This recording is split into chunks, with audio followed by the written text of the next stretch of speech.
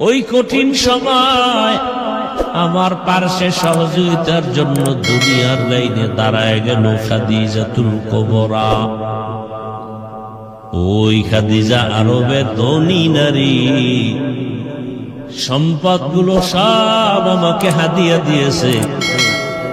ওই খাদিজা আমার দ্বীনের জন্য কত ত্যাগ স্বীকার করেছে। ও আয়েশা, ওই খাদিজার কথা যখন মনে পড়ে আমি চোখের পানি ধরে রাখতে পারি না।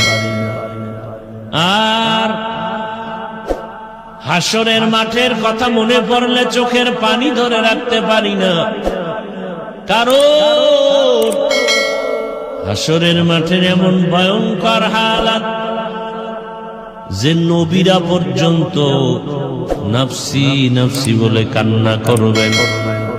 ঈসা নবী কাঁদবেন নিজের চিন্তায়, মুসা নবী কাঁদবেন নিজের পেরেশানি, ইব্রাহিম নবী কান্না করবেন নিজের চিন্তা।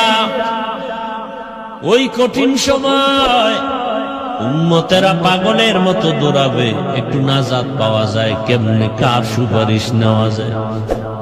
আদম নবীর কাছে যাবেন, ফেরত আসবে ব্যর্থ হইয়া। মুসা নবীর কাছে যাবেন, ব্যর্থ হয়ে ফেরত আসবে। আম্মা জানকে নবী বলেন, আয়েশা, উম্মতেরা এক পর্যায়ে আমি মুহাম্মদের খুঁজবে, তালাশ করবে। আম্মা জান আয়েশা রাদিয়াল্লাহু আনহা বলেন, হে আল্লাহর রাসূল, আপনাকে উম্মতেরা তালাশ করে কোথায় পাবে? হাসরের মাঠে। রহমতের নবী বলেন, ও আয়েশা, মাকামে মাহমুদে সিজদায় পড়ে আমি কান্না করব।